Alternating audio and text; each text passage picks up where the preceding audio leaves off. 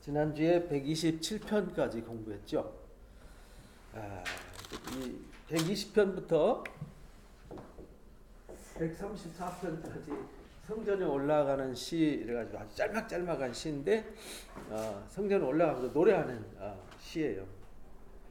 그래서 하나님이 120편 통해 가지고 그들이 환난 속에서 부르짖었더니 하나님이 응답해 주시고 그들이 도움이 어디서 오는가 했더니 천지를 지으신 하나님께로부터 도움이 왔죠.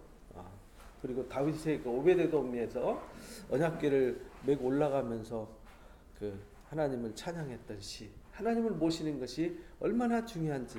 그래서 이 성전에 올라간다는 얘기는 하나님을 바라보고 가는 거고 하나님을 모시는 거잖아요. 그러니까 그게 가장 기쁜 거죠. 우리 기쁨이 세상에 돈이 많아서 그 기쁨, 그거는요 부패하는 기쁨이거든요. 그래서 이 로또 복권 당첨되면 돈이 많이 생기잖아요. 그런 기쁨이 있잖아요. 그런 그 기쁨이 그 사람을 변화시키고 그 사람을 새롭게 해야 되는데 로또 복권 당첨된 사람들 95%가 다 감옥 가거나 정신병원에 가거나 알코올 중독자가 되거나 인생이 다 망가졌다는 말이죠.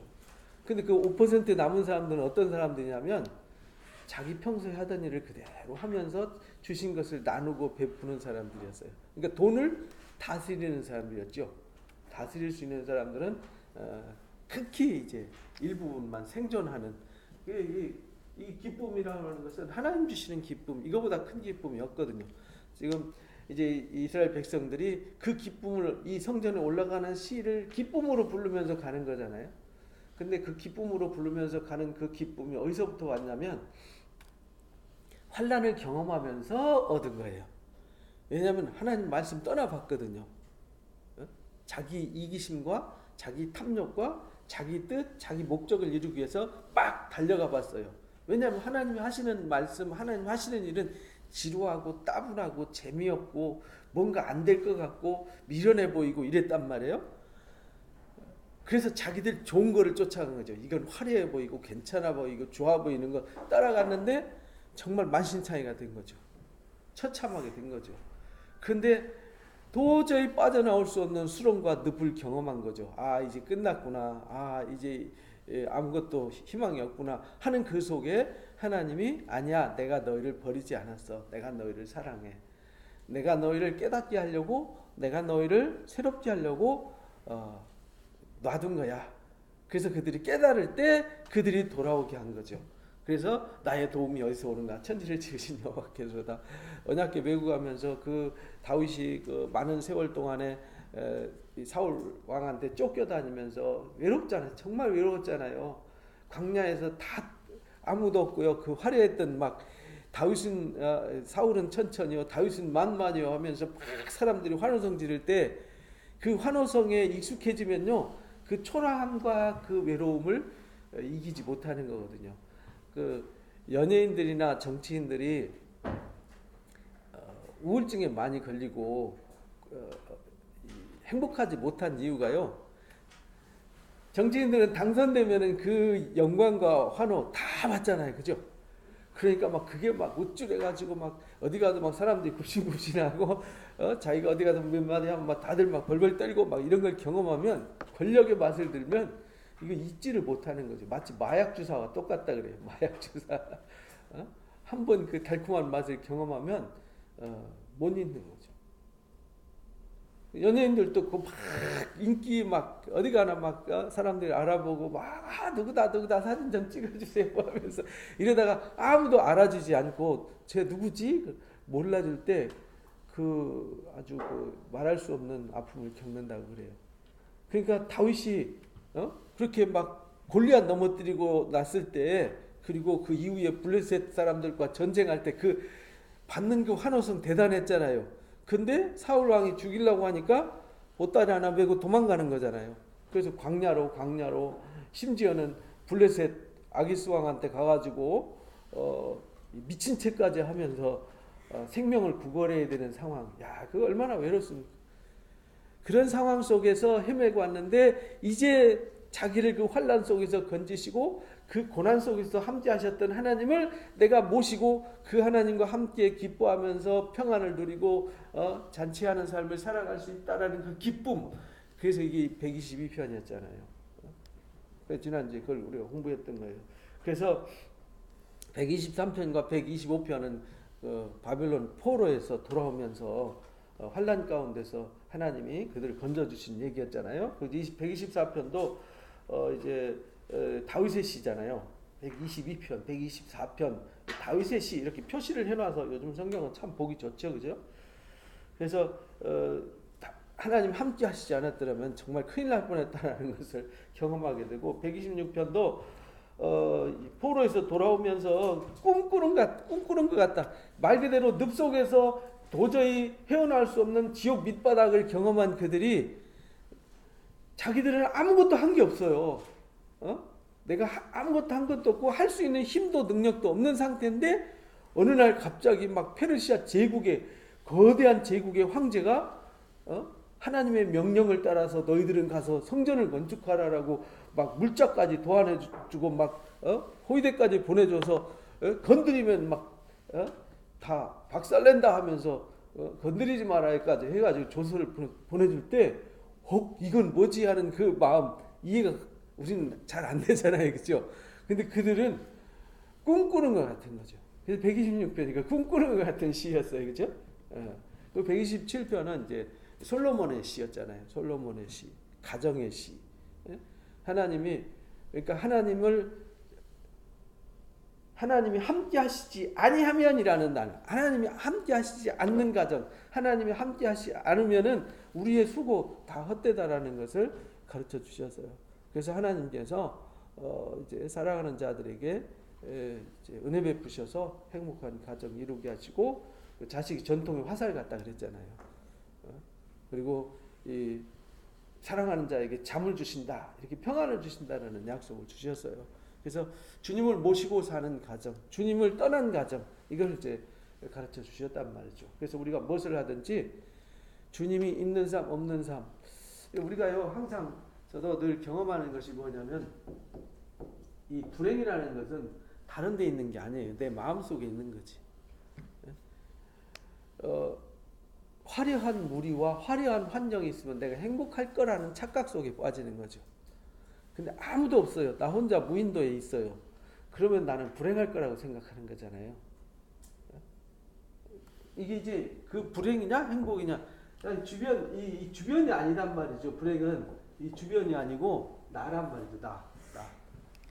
내 안에 하나님의 행복이 있는 건데 우리는 이런 걸 많이 의식하는 것 같아요. 그래서 내가 잘생겼냐 못생겼냐 부자냐 가난하냐 사람들이 있느냐 없느냐 많으냐 적으냐 크냐 작냐 뭐 능력이 있냐 없냐 이거 주변 조건이잖아요. 그 주변 조건 때문에 내가 행복할 수 있고 행복할 수 없고 조건이 좋아지면 행복하고 조건이 사라지면 불행해지고 이러잖아요. 그러니까 나는 없어지고 조건이 나를 지배하는 조건이 나를 지배하는 삶, 이거는 이 불행의 씨앗이라는 거죠. 그래서 다윗이 사망의 음침한 골짜기로 다닌다는 얘기는 거기는 아무것도 없는 거잖아요. 다윗 하나 있는 거잖아요. 그런데 다윗 혼자가 아니었어요. 거기 누가 계셨어요? 하나님이 함께 계셨잖아요. 그래서 거기서도 하나님 원수 앞에서 상을 차려주고 거기서도 하나님 주의 막대기와 지팡이가 나를 안위하시잖아요. 내 갈 길을 인도하시고 나를 지도하세요.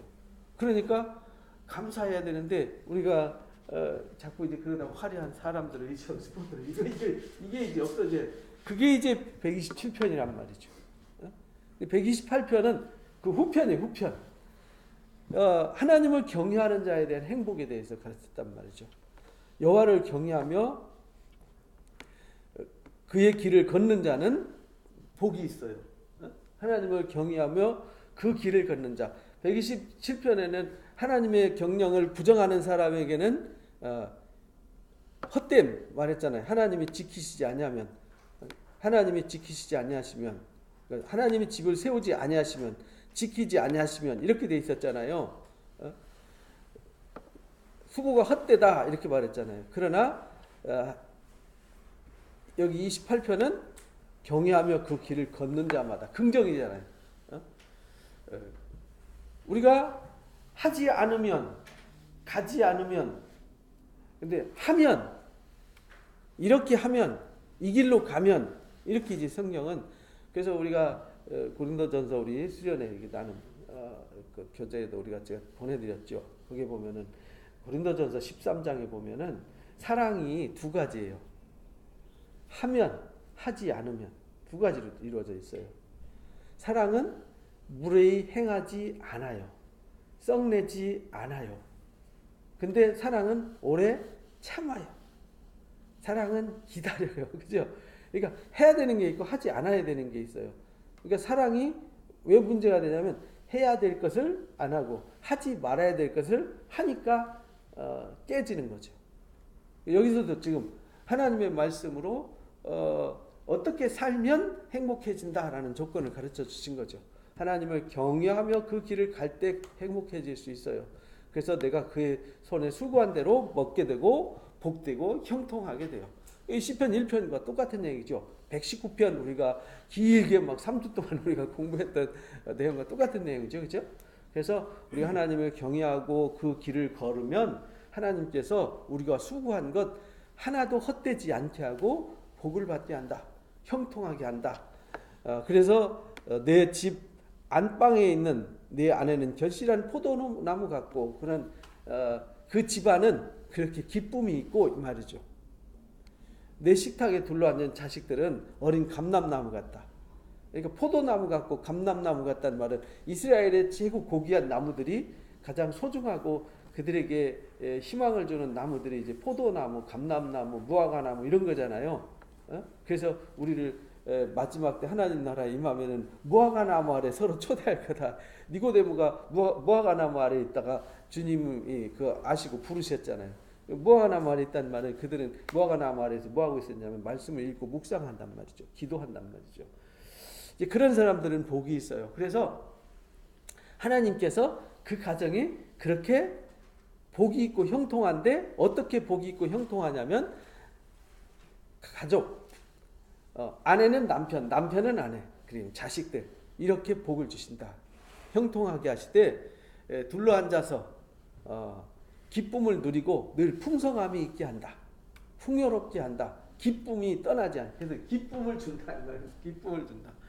그래서 우리가 성전을 향해서 올라가는 것은 하나님을 경외하고 하나님을 바라보면서 성전을 향하여 올라가는 시잖아요. 그래서 하나님을 향해서 이렇게 가는 자들은 복이 있어요. 그리고 4절에서 또 하나님을 경외하는 자는 이같이 복을 얻는다 이렇게 말하잖아요.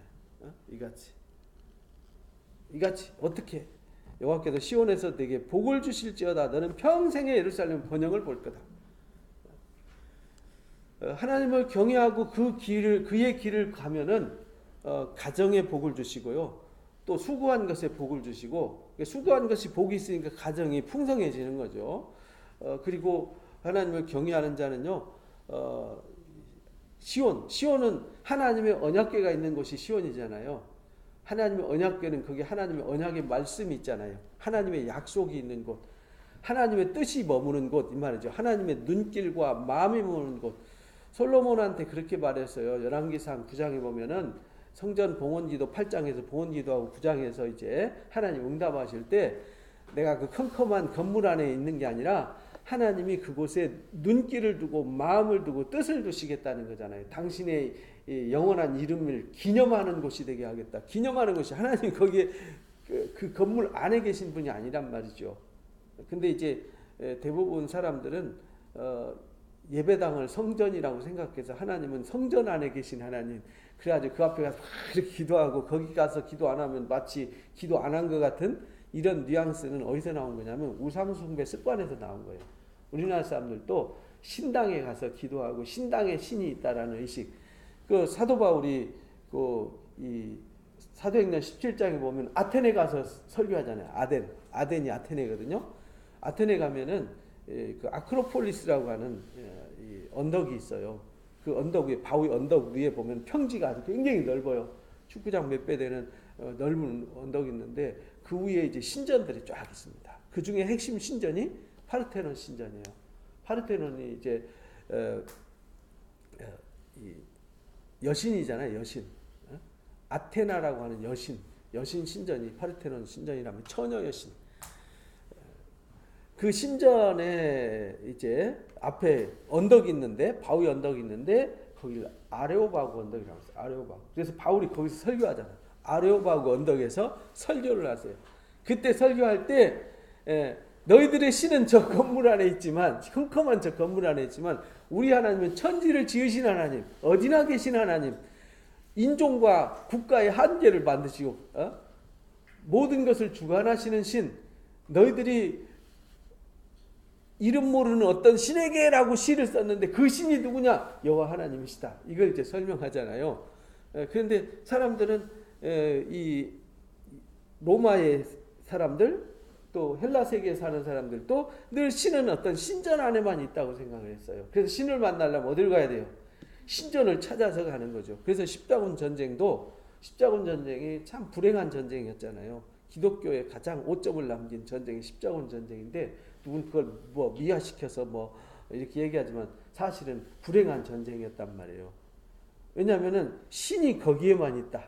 예수님은 예루살렘에만 있다. 이게 잘못된 사상. 그래서 거기 막 가기 위해서 얼마나 많은 수천만 명이 죽잖아요. 그 전쟁 때문에. 그러니까 잘못된 불행이 신앙이 엄청난 불행을 만들었어요. 여기서도 그래서 시온 그런 말은 하나님이 계신 곳. 근데 하나님이 옛날에는 성막 가운데 이스라엘 가운데 계셨잖아요. 성전 이스라엘 가운데 계셨어요. 그런데 하나님이 떠나시니까 에스겔서 10장 11장에 보면은 하나님이 그 성전에서 떠나시잖아요. 동문으로 성전 문지방으로 나와가지고 감람산을 통해서 나가시잖아요. 이제 그 말은 동쪽으로 가셨다, 나오셨다. 그러니까 나가셨어요. 나가시니까 성전이 어떻게 됐어요? 폭삭 허물어져 버렸잖아요. 그리고 하나님 떠나시니까 거기 짐승도 살지 않는 처참한 곳이 되게 하겠다라고 했는데 진짜 그렇게 됐잖아요. 그리고 하나님 어디 계셨냐? 그들이 바벨론 포로로 잡혀간 거기에 계셨어요. 애굽에 있는 것도 아니었어요. 이스라엘 땅에 있는 것도 아니었어요. 하나님은 하나님의 백성들이 가 있는 곳에 계셨어요. 그리고 그들이 돌아오게 하셨어요. 돌아오니까 하나님이 어디 돌아오셨냐? 이 시온에 돌아온 거죠. 어디 돌아오죠? 하나님의 약속이 있고 말씀이 있는 곳 돌아왔어요. 그러니까 이 백성들이 뭘 갖고 돌아왔냐? 호세아서 14장 말씀대로 말씀을 가지고 돌아온 거죠. 왜? 바벨론 포로 당시에 회당이라는 걸 만들어서 거기서 말씀을 읽고 배우고 그들의 신앙이 회복돼 갖고 돌아온 거란 말이죠. 그래서 여기 시온에서 내게 복이 있을지어다 이렇게 말하는 거예요. 복을 주실지어다. 하나님이 너희와 함께 계실 때 너희가 하나님을 경외하고 하나님이 너희를 다스리고 경영할 때 지금도 우리가 시온이잖아요. 그죠? 하나님의 시온 우리가 내 안에 주님이 계시고 내 안에 하나님이 계시고 내 안에 성령이 거하셔야 이게 이제 시온이잖아요. 그래서 우리가 시온의 영광이 빛나는 아침을 찬송하는데 마지막 때 결실하는 포도나무 마지막 때의 결실은 시온 성산에 서는 자들이라고 요한계시록 14장에 그들이 새 노래를 부른다. 그들이 이마에 인 맞은 자다. 이렇게 가르치는 거잖아요. 왜냐하면 이마에 인이 있는 자들 새 노래를 부를 수 있는 사람들은 그 속에 누가 있느냐? 하나님의 언약궤가 있는 사람들이거든요. 내 안에. 그런 사람들은 복이 있다. 평생에 예루살렘의 번영을 보고 내 자식의 자식을 볼 거다. 대대에 그렇게 평강을 얻게 될 거다. 이렇게 말씀하셨어요. 우리는 영원히 평강을 얻잖아요.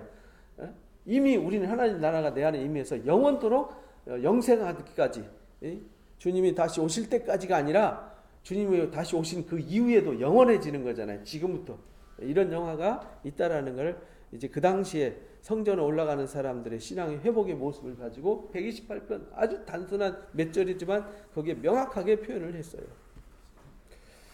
그리고 129편은요. 하나님이 이스라엘 백성들을 팔잖아요. 판단 말. 몽댕이로 때려가지고요. 그들 포로로 잡혀가고 주변에 막 블레셋, 모압, 암몬, 에돔, 애굽, 이 아람 사람들 통해서 또는 시리아, 아수르 사람들을 통해서 바벨론 사람들을 통해서 막 매질을 하잖아요. 매맞잖아요. 그때에 이들은 자기들 입장에서 보면은 그 사람들이 괴롭힌 거잖아요. 괴롭힘을 당했어요. 그런데 하나님이 그 괴롭힘 속에서도 지켜주셨어요. 이제 그겁니다. 이스라엘이 이제 말하기를 그들이 내가 어릴 때부터 여러 번 나를 괴롭혔다. 그러니까 이스라엘이 어릴 때는 말은 출애굽해서 가나안 땅에 정착할 때부터 지금 바벨론 포로에서 돌아오고 지금 우리가 성전을 향해서 올라가는 이때 지금 계속 괴롭힘을 당했지요. 그러나 신기한 건요, 그 괴롭혔던 블레셋 사라져버리죠. 모압 사라지죠. 암몬 사라지죠. 에돔 사라지죠. 아람 사라지죠. 아수르 사라지죠. 바벨론 다 사라졌어요. 그죠? 근데 그들이 내가 어렸을 때부터 여러 번 나를 괴롭혔으나 나를 뭐하지 못했어요. 이들은 정말 그 몇 사람 되지도 않는 그 사람들 이리 끌려다니고 저리 끌려다녔지만 그 주변 나라들은 다 망하고 없어졌어요. 그런데 이들은 하나님이 함께 하셨기 때문에 생명이 유지되었어요. 밭가는 자들이 내 등을 갈아 그 고랑을 길게 지었도다. 이 말은 이 이방 사람들, 그 여러 민족들이, 다른 민족들이 이들 이스라엘 유다 민족의 그 등을 갈았다는 거죠. 괴롭혔다는 거죠. 괴롭혀서 등골을 빼먹었는데 여호와께서 의로우사 악인들의 줄을 끊으셨다. 하나님께서 의로우사 그 대적자들을 우리 등에서 우리 등을 밟고 거기다 이제 등을 갈아서 고랑을 만들었다는 얘기는 우리 고난에 깊은 아픔을 주었다는 뜻이잖아요. 무릇 시온을 미워하는 자들은 수칠 악인들 곧 시온을 미워하는 자들 곧 하나님을 경외하고 하나님을 모시고 사는 사람들을 괴롭게 한 사람들 대적자들은 다 하나님께서 수치당하고 물러가게 하셔서 다 망했다. 없어졌죠. 그 지붕의 풀같이 됐다. 지붕의 풀은 잠시 있다가 다 사라져버리지 않아요. 그것은 자라기 전에 마르는 것이다. 그 대적자들을 하나님 그렇게 만드셨어요. 이런 것은 베는 자의 손과 묶는 자의 품에 차지 아니한다. 그러니까 그들의 수고가 헛되다라는 거죠. 지나가는 자들이 말해요. 지나가는 자들도 여호와의 복이 너에게 있을지어다 하거나 우리가 여호와의 이름으로 너에게 축복한다 하지 아니하느니라. 지나가는 자들이 그들을 향해서는 축복하지 않아요. 왜? 아무것도 아닌 것이 되어버렸잖아요. 허무한 것이 되게 했잖아요. 그러니까 하나님께서 이렇게 이제 이스라엘이 압제당하고 고통당하지만 항상 함께 하셨어요. 그러니까 우리도 그걸 잊지 말아야 돼요. 우리는요 이런 일이 있을 수 있고 저런 일이 있을 수 있어요. 아무것도 없을 수 있고요. 외로울 수 있고 곤고할 수 있어요. 그러나 중요한 거는 주변 때문에 환경 때문에 외로워지고 곤고해질 필요는 없다라고 우리한테 말씀하시는 거예요. 왜? 내가 너와 함께 하잖아. 중요한 것은 내가 하나님이 거하는 시온이 되고 우리가 하나님이 거하는 시온이 되지 않으면 의미가 없다는 거죠. 그래서 129편에 하나님이 함께하면 남들이 볼 때는 초라해 보이지만 하나님이 영광을 나타내시는 사람들 된다는 거죠. 그래서 우리가 이 시대에 마지막 알곡 추수의 역사 시대에 그래서 시대를 보면요 우리가 요즘 보면 알잖아요. 갈수록 날라리 신자들이 많아지잖아요. 그냥 떠내기 신자들이 많아져요. 갈수록.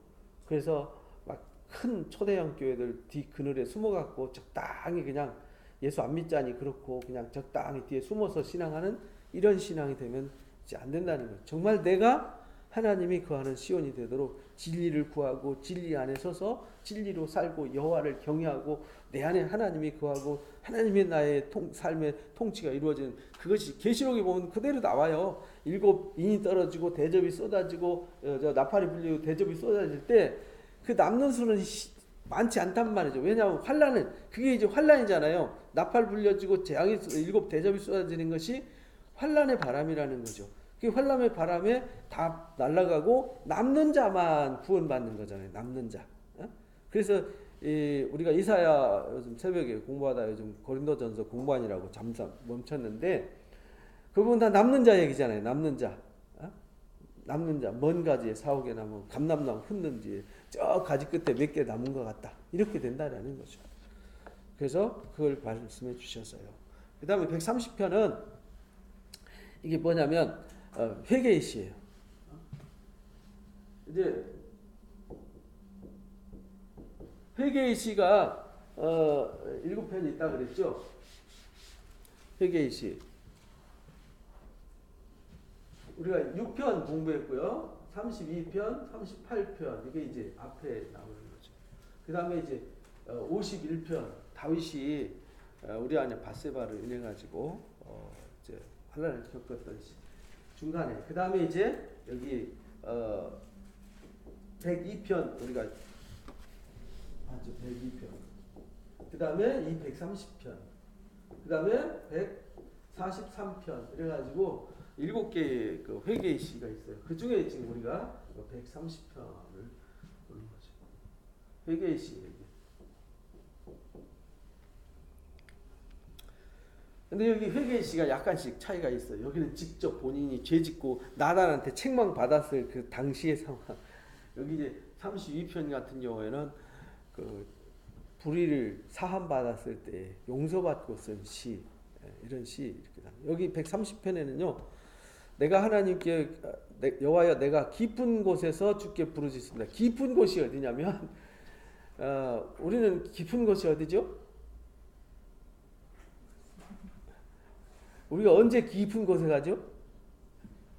마음이 곤고하고 힘들고 문제 생겼을 때 깊은 속에 들어가서 우울이라는 터널, 근심이라는 터널, 좌절이라고 하는 깊은 곳에 있단 말이죠. 근데 거기서 부르짖었어요. 그죠? 내가 쑥 들어가서 아무도 없어요. 힘들어요. 아파요. 괴롭습니다. 답답합니다. 거기서 부르짖는 거죠. 주여 내 소리를 그럴 때 들어주시고. 그러니까 이 죄짓고요. 이 깊은 곳에 들어갔다는 얘기는 죄가 있어서 문제가 있어서 들어간 거잖아요. 그때 내 소리를 들으시며 나의 부르짖는 소리에 귀를 기울여 주십시오. 여호와여 주께서 내 죄악을 지켜보실진데 주여 누가 서겠습니까? 그러니까 죄를 회개하는 거죠. 저 깊은 속에서 하나님 내 기도 들어주세요. 내 귀를 기울여 주세요.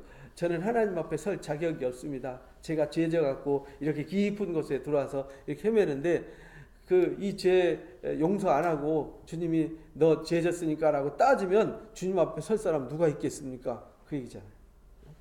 그러나 그것을 해결해 주시고 용서해 주시는 분이 누구예요? 하나님이십니다. 사유하심이 주께 있으면 그래서 주님은 용서해 주시잖아요. 그러니까 우리가요 어떤 일이 있을 때 막 누가 나를 용서 안 해줘 내가 무척 힘들어요. 근데 그 사람이 날 용서해 줬어요. 그럼 내가 그 사람을 뭐 하겠어요? 사랑하는 거죠. 좋아하는 거죠. 용서해 줘. 우리 애기들 키울 때 그런 경험 다 하시잖아요. 어른들은 막 그랬을 때 이놈 막히서 야단쳤는데 막 저기서 죄짓고 와가지고 막 이래가지고 집에도 못 들어오고 아니면 야단 맞을까 봐서 방구석에 처박혀 있다가 막 야단 맞다가 그래 엄마가 용서해 줄게 다음부터 그러면 안 돼 할 때 엄마 품에 딱 앵기면서 막 울고 그 다음부터 엄마 쫄쫄쫄쫄 따라다니는 거 애기 키우면서 다 경험하는 일이잖아요. 지금 하나님이 그러신다는 거죠. 쫙 깊은 홀 속에서 하나님 내 기도 들어주세요. 잘못했습니다. 그때 하나님 들으시고 하나님 주님이 이 죄악 따지면요 제가 하나님 앞에 설 자격 하나도 없습니다. 근데 우리가 용서받는 것이 용서받을 무슨 행동과 공로를 세워서 용서받는 게 아니라는 거죠. 회개하는 그 마음 잘못했습니다라는 걸 깨닫는 그 회개 하나 가지고 하나님 용서해 주시는 거잖아요. 그래서 그걸 은혜를 베푼다. 사유하심이 하나님의 은혜죠.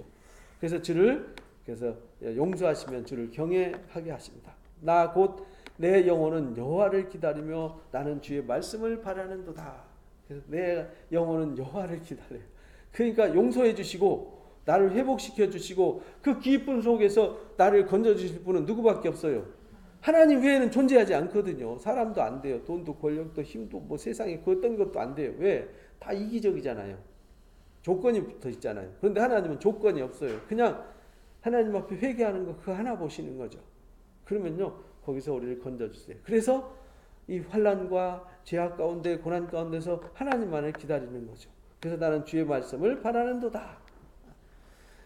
어떻게 하나님을 바라고 기다리냐면 파수꾼이 아침을 기다림보다 내 영혼이 주를 더 기다립니다. 근데 이 말씀을 인용할 때 그냥 내가 하나님을 그냥 사모합니다. 기다립니다. 여기서 이 사모하고 파수꾼이 아침을 파수꾼이 밤새 보초 서는데요. 그 파수꾼에게 희망은 뭐냐? 빨리 아침이 오는 거예요. 그죠? 아무 일 없이. 파수꾼이 밤에 지키는 건 도둑놈이 올까봐, 적군이 올까봐 지키는 거잖아요. 아침이 온다는 얘기는 그 위험으로부터 벗어나는 거잖아요. 그러니까 그 위험으로부터 벗어나는 아침이 오는 게 파수꾼의 유일한 희망이란 말이죠. 그것 기다리듯이 그렇게 기다립니다. 참으로 파수꾼 아침 기다림보다 더 기다립니다. 근데 더 기다린 그 기다림이 회개하면서 문제가 있을 때 하나님 기다리는 거, 하나님의 오셔서 도우심과 인도하심과 주장하심. 근데 내 어떤 욕심이나 목적을 이루기 위해서 하나님을 기다리는 이거하고는 다르단 말이죠.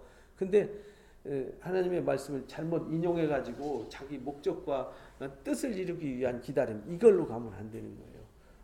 나의 그 우울함과 어둠 속에서, 절망 속에서, 정말 그 감당할 수 없는 죄악 속에서 나를 건져주시기를 간절히 기다리고 사모하는 마음, 그렇게 기다리셨더니 하나님이 오셔서 사유해 주시고 용서해 주시고 나를 일깨워 주셨다는 거죠. 나를 새롭게 해주셨다는 거죠. 그래서 우리가 어떤 문제가 있으면 이렇게 하나님을 바라는 마음이 있어야 된다는 거죠. 이렇게 하나님 앞에 매달려야 돼요. 하나님, 저를 위로해 주세요. 저를 도와주세요. 이걸 기도하는 거죠.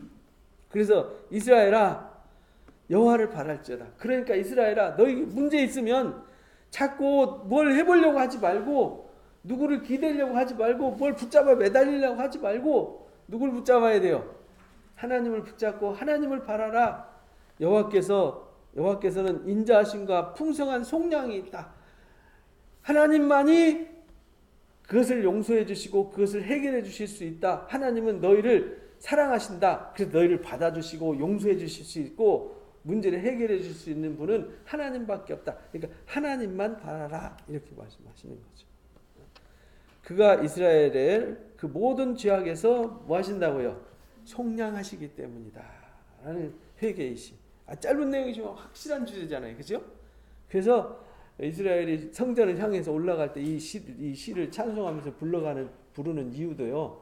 우리가 그동안 아팠어요. 문제가 있었어요. 다 뭐 때문에 그랬어요? 하나님 떠나가지고 자기 고집, 자기 욕심 따르다가 깊은 우울 속에, 그 저주 속에, 불행과 아픔 속에 갇혀 있었잖아요. 그때 그들이 깨닫고 회개하고 하나님 앞에 파수꾼이 아침을 기다림보다 더 기다리는 간절한 마음으로 갔더니 하나님 그들 용서해 주셔서 다시 회복시켜 주셨고, 그래서 지금 기쁨으로 주님을 섬기면서 나아가잖아요. 그래서 이 시를 성전에 올라가는 시, 이렇게 말한 겁니다. 우리는 아무것도 없고 그 환난 가운데, 고난 가운데 던져져서 정말 의지할 곳 없는 상황이 될 때가 늘 있습니다. 우리가 항상 화려한 스포트라이트 받는 삶만 있는 게 아니라는 거죠. 그러나 하나님이 우리의 태양이 되시면, 하나님 우리의 영원한 영광의 빛이 되시면 어떤 조건, 어떤 상황에도 흔들리지 않으니까 사망의 음침한 골짜기를 다니면서도 우리가 해를 두려워하지 않을 수 있다라는 것을 잊지 말아야 되겠습니다.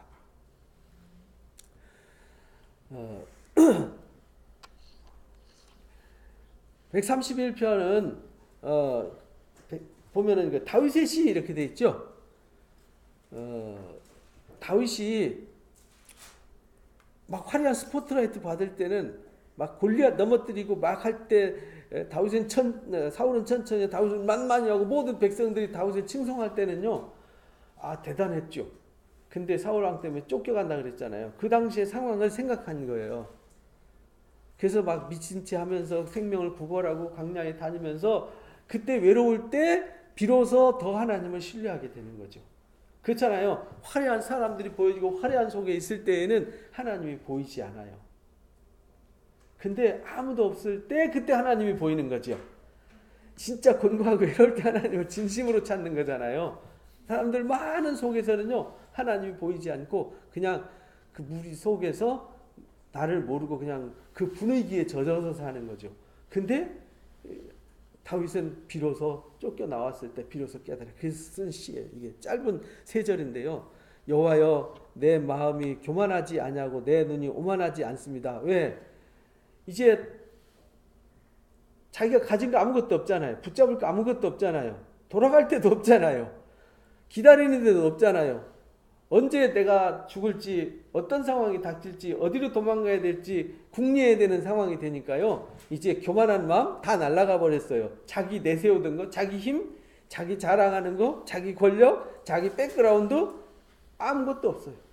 그래서 다윗이 겸손해질 수밖에 없었고요.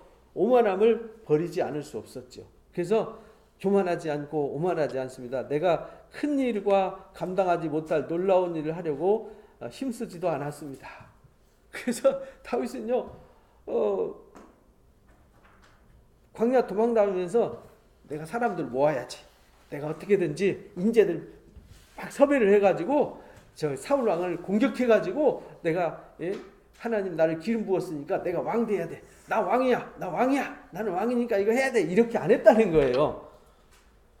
해보니까 하나님이 나를 도와주시고 하나님이 나를 인도하시지 않고 주관하시지 않고 나는 아무것도 아니라는 걸 깨달은 거죠.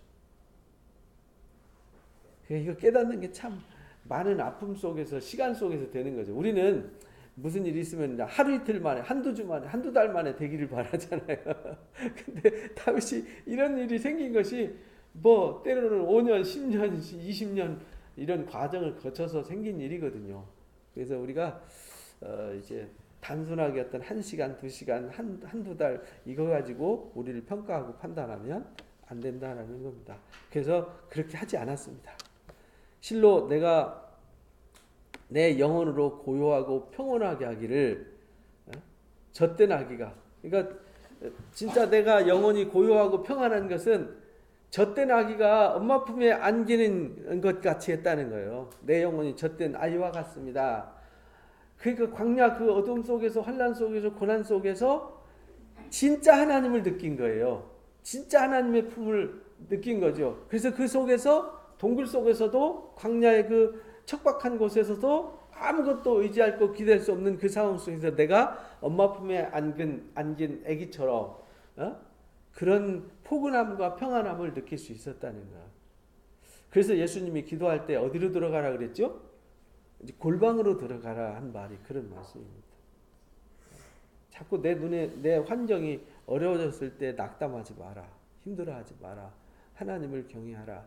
이렇게 이제 가르쳐 주시는 겁니다. 그래서 이 세 절밖에 안 되지만요. 정말 따뜻한 시죠. 그 슬픔과 괴로움과 외로움과 답답함 속에서 큰 위로가 되는, 그래 하나님은 나의 엄마야, 엄마 품이야 라는. 그래서 그 엄마 품에 안긴 애기, 그 엄마 품에 안긴 애기는요 서울을 주는 것보다 서울하고 안 바꿔요. 엄마 품하고. 그죠? 우리가 그 하나님의 품을 그리워하고 사모하는 사람이 돼야 되죠. 이스라엘아 지금부터 영원까지, 그러니까 누구를 바라라고요? 하나님만 바랄지어다. 그러니까요 앞에서 29편 말씀하신 대로 하나님만 바라는 사람이 돼야 되는 거죠. 그래서 이스라엘아 지금부터 영원까지 하나님만 바라라. 파수꾼이 아침을 기다림보다 더 기다리는 그 마음을 우리가 이제 깨달아야 된다. 그 다음에 132편 보면요.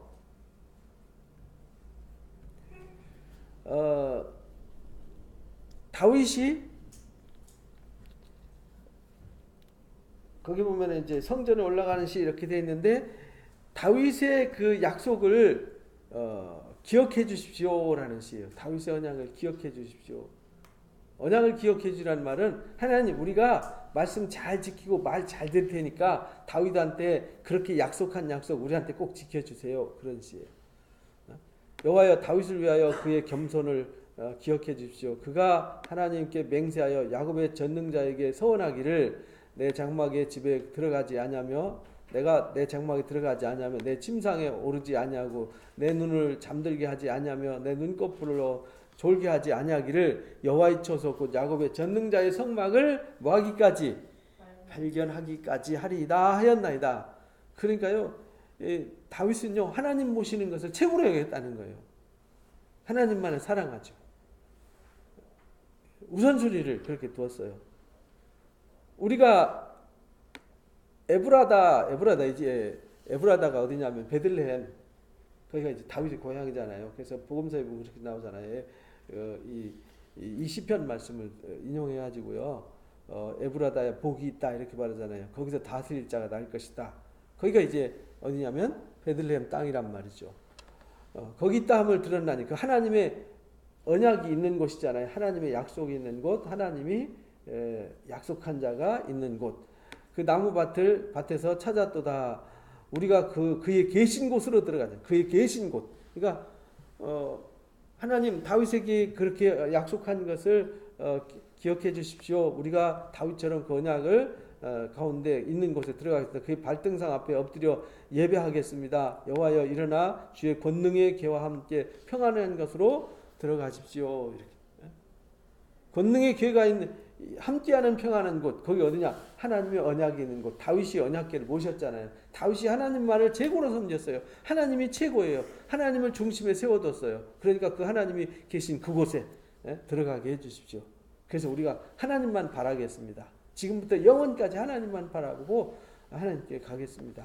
주의 제사장들은 의의 옷을 입고 주의 성도들은 즐거이 외치게 하겠습니다. 그러니까 주의 종 다윗을 위하여 기름 부음 받은 자의 얼굴을 외면하지 마십시오. 기억해 주십시오. 이 말이죠. 다윗에게 성실히 맹세하지 않았습니까? 그렇게 맹세한 것 하나님 절대로 변개치 않습니다. 변하지 않죠. 하나님 다윗에게 언약한 건요. 절대로 안 변해요. 아브라함한테 그냥 안 변해요. 우리한테 약속한 거 안 변해요. 변하는 거는 하나님이 아니라 사람이죠. 이르시기를 내 몸의 소생을 왕 위에 둘지라. 그래서 왕이 대를 끊지 않겠다고 사무엘하 7장 14절 이하에 나오는 언약의 말씀이잖아요. 내 자손이 내 언약과 그들에게 교훈을 하는 내 증거를 지킬진대. 다윗이 그렇게 언약 받았잖아요. 사무엘하 7장. 그 후손이 왕위가 계속될 거다. 이어질 거다. 여호와께서 시온을 택하시고 거처를 삼고자 하여 이르시기를 내가 영원히 쉴 곳이라 내가 여기 거주할 것은 이를 원하였습니다. 그래서 하나님이 그 시온에 영원히 거하고 싶었는데 그들이 하나님을 떠나니까 하나님이 떠나신 거잖아요.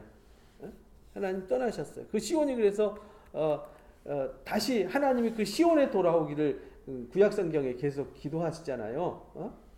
선지자들 외친 것이 돌아와라 돌아와라. 어디로 돌아오냐? 시온으로 돌아와라. 하나님 어디 계시냐? 시온에 그 예루살렘이 거기가 진리의 성읍이다. 그 진리의 성읍으로 돌아와라 돌아와라 이렇게 외치는 거잖아요. 지금도 우리가 외치는 게 진리의 말씀이 있는 곳, 진리가 있는 곳으로 돌아와라. 그래서 우리가 복음을 전하고 지금도 진리를 가르치고 진리를 전하는 거잖아요. 왜? 진리 가운데 인도하고 진리에 이걸 세워야 되니까. 그걸 원했다는 거죠. 내가 이 성에 식료품이 풍족히 복을 주고 떡으로 그 빈민을 만족하게 할 거다. 그렇게 하나님 회복하면 하나님이 언약 지키면 언약대로 복을 주겠다. 내가 제사장들에게 구원의 옷을 입히고 성도들에겐 즐거이 외치게 하겠다. 계속 이제 제사장과 성도를 강조하잖아요. 그러니까 가르치는 자와 인도하는 자죠. 가르치는 자가 똑바로 서고 진리가 어디 있는지를 알고 그래 백성들은 모르잖아요. 모르니까 바른 길로 이끌어 가야 되는 거죠. 그래서 예레미야서 23장과 에스겔서 13장에 보면 지도자가 중요한 걸 가르쳐줘요. 지도자. 그래서 에스겔서 34장에 보면 잘못된 지도자들이 문제가 되고 백성들이 하나님의 그 은혜를 소중하게 여기지 못하는 백성들에 대한 책망 얘기가 나오는 거잖아요. 그러니까 목자들이 잘못되면요, 둘 다 구렁텅이에 빠지게 되는 거죠. 그래서 성도들은 즐거이 외칠지어다. 내가 거기서 다윗에게 뿔이 나게 할 거다. 다윗에게 뿔이 나. 거기서 다윗에 뿔이 나게 한다는 말은 다윗의 머리에 사슴뿔 무슨 뿔 나게 하는 그 권세. 하나님이 다윗에게 영광. 그래서 요한계시록에 보면 그 꿈에 대해서 얘기죠. 어린 양에게 뿔이 있잖아요. 예수님에게 뿔. 그 다니엘서에 보면 또 이 8장에 보면은 두 뿔 달린 양이 있고요. 순양이 있고 한 뿔 현저히 길게 난 뿔을 가진 순양이 나타나서 그 양을 막 들이받아 버리죠. 그게 뭐냐면 메데 바사 제국을 헬라라고 하는 왕이 나타나서 들이받는 알렉산더 대왕 얘기를 예언한 거잖아요. 그때는 알렉산더인지 누군지 몰랐죠. 나중에 역사에 한 사람이 등장했는데 그게 누구였냐? 알렉산더였던 거죠. 그래서 내가 내 기름 부음 받은 자를 위하여 등을 준비할 거다. 이렇게 강조하셨습니다. 내가 그의 원수에게는 수치를 옷 입히고 그에게는 왕관이 빛나게 할 거다. 그래서 다윗은요, 다윗의 뿔은 높이 들어주시고 원수들은 수치스럽게 만들 거다. 이게 이제 하나님의 언약이에요. 그래서 이 언약을 잊지 말고 기억해 주십시오. 이것이 132편 말씀입니다. 그리고 이제 이 133, 134편은 아주 간단해요. 그죠? 그래서 이제 형제와 연합하여 동거함이 어찌 그리 선하고 아름다운고. 형제가 그러니까요, 성도들이 하나가 돼가지고 이스라엘 백성들이 하나님 중심으로 시온에 모여서 시온의 공동체, 시온의 하나님의 언약 공동체를 이루고 그들이 하나님을 경외하고 하나님을 간절히 바라고 즐거워하고 사모하는 마음으로 나아가는 그 마음이 어찌 그리 아름다운고. 머리에 보배로운 기름, 수염, 기름이 수염, 그러니까 머리에 기름 붓잖아요. 이렇게 제사장 세우고 왕 세울 때 이 거룩한 관유를 만들어서 이렇게 붓는단 말이에요. 그 부은 머리에 이렇게 기름이 흐르거든요. 그 흐를 때 이 수염에 기름이 뚝뚝 떨어져요. 옷깃에 막 흘러내리죠. 그것이 기름이 많이 흐른다는 얘기는 하나님이 그에게 큰 복과 은혜를 많이 베푼다, 이런 뜻이거든요. 그래서 우리에게도 기름을 부어주신다, 기름을 허락하신다는 것은 우리에게 성령을 한량없이 부어주신다는 얘기잖아요. 그래서 그렇게 동거함이 그런 것과 같다. 복을 한량없이 받는 것과 같다. 헐몬의 이슬 같다. 헐몬의 이슬이, 헐몬에는요 늘 비와 이슬이 늘 풍족하거든요. 그래서 늘 푸르르고요. 한겨울에도 눈이 쌓이는, 한겨울에 눈이 쌓여, 지금도 스키장이 있어요. 남쪽 에일라스에는요 수영을 하고 이스라엘은 그런 겨울과 여름이 공존하는 작은 땅인데도 그래요. 헐몬의 이슬이 시온산에 대 헐몬산에 내리는 그 풍족함이 이 시온에도 그렇게 풍족히 내린 것 같다. 거기서 여호와께서 뭘 명령하셨죠? 복을 명령하셨다. 곧 뭐예요? 영생이다. 그러니까 형제를 동거함. 그러니까 하나님의 그 시온에 모여서 함께 하나님을 향해 나가는 이 사람들한테 이런 놀랍도록 은총과 복을 주시는 거죠. 그래서 이 마음을 가지고 기쁨으로 성전을 향해서 나아가는 시가 되는 것이죠. 그 다음에 이제 결론은 찬양이죠. 34편, 134편. 보라, 밤에 여호와의 성전에 서 있는 여호와의 모든 종들아. 밤에 여호와의 성전에 서 있는 모든 종들이군요. 밤새 성전을 지키고 밤을 새워서 봉사하고 섬기는 제사장들을 말하는 거예요. 선생들. 이들의 종들아, 여호와를 송축해라. 하나님을 송축해라. 성소를 향하여 너희 손을 들고 여호와를 찬양해라. 하나님을 찬양해라. 천지를 지으신 여호와께서 시온에서 너한테 복을 주실 거다. 그러니까 밤에 이렇게 밤늦게까지 정말 그 고난의 세월을 보내면서 이 백성들을 바른 길로 인도하고 하나님을 경외하고 이 하나님을 부르고 하나님을 영원히 바라도록 인도하고 지도하는 선생 같은 제사장들, 이 사람들은 하나님을 송축해라. 성소를 향하여 하나님이 계신 그 성소를 향해 높이 손을 들고 하나님을 송축해라. 왜냐하면 천지를 지으신 여호와께서 거기에서, 그 시온에서, 하나님이 계신 그곳에서 너한테 복을 주실 것이기 때문에 그렇다. 그래서 하나님 주신 복을 바라면서 우리가 하나님께 나아가라라는 말씀을 주신 것입니다. 이렇게 해서 134편까지 120편에서 134편까지 성전에 올라가는 시, 하나님을 바라고 하나님께 나아가는 이 마음이 어떤 마음인지를 담아놓은 거예요. 그러니까 이 시는요 짧은 내용이니까 자주 이렇게 묵상하시면 좋습니다. 왜냐하면 사실은 이게 힘들고 어려울 때 하나님이 그 어둠 속에서 우리를 탈출시켜 가지고 소망을 향해서 나아가는 그런 시잖아요. 그러니까 그 소망의 시가 우리 삶에 풍족해지도록 우리는 마음을 다해서 하나님께로 나아가는 자 되시기를 주님의 이름으로 축복합니다. 기도하고 마칩니다. 감사합니다. 하나님, 귀한 시간 예비해 주시고 허락해 주셔서 오늘 또 귀한 말씀을 나누었습니다. 다윗이 또 지인들이 고난 가운데서 하나님을 향하여 나아가는 모습을 우리에게 비춰 주셨습니다. 우리도 이 땅 살아가면서 주변 조건과 환경 때문에 때로는 환호하고 때로는 위로받고 힘을 얻다가도 때로는 절망하고 좌절하고 낙담하고 흔들릴 때가 많이 있습니다.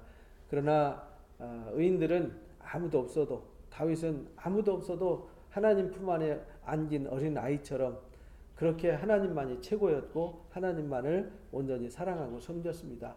그래서 늘 어떤 상황 속에서도 회개하는 마음으로 하나님을 간절히 바라고 하나님만을 사모했습니다. 파수꾼이 아침을 기다림보다 더 하나님을 사모하고 기다리는 그 마음이 있었습니다. 하나님 아버지, 우리에게 그런 마음을 회복시켜 주옵소서. 그래서 영원히 하나님만을 바라는 자가 되어서 우리가 하나님만을 송축하고 나아갈 때 영원히 복을 받게 하시고 영생토록 하나님의 그 영광을 맛보면서 살아가는 위로자들이 되도록 인도해 주옵소서. 오늘도 함께해 주심을 감사합니다. 영광 찬송 홀로 받아 주옵소서. 우리 주 예수 그리스도의 이름으로 감사하며 기도하옵나이다. 아멘. 고맙습니다. 수고하셨습니다.